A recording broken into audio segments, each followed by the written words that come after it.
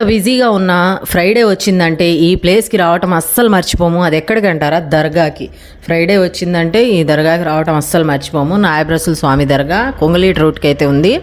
ఊరి బయట కాబట్టి చాలా ప్రశాంతంగా చాలా హాయిగా ఉంటుంది. ఇక్కడికి వచ్చి వెళ్తే ఫ్రైడే వచ్చిందంటే అస్సలు మిస్ కాము. ఎప్పుడో ఒకసారి మిస్ అవుతూ ఉంటాము ఊర్లోకి వెళ్ళినప్పుడు, మరీ ఫుల్గా బిజీ ఉన్నప్పుడు అయితే మర్చిపోతాము.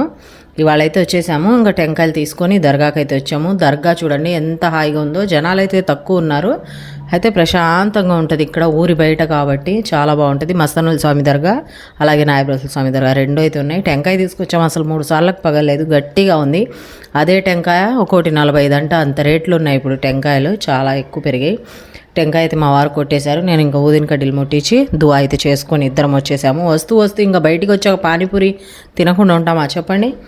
నా ఫేవరెట్ పానీపూరి అయితే తినేసాను, అలాగే పెరుగుపూరి. ఇంకా నా వల్ల మా వారు కూడా తినాల్సి వస్తుంది.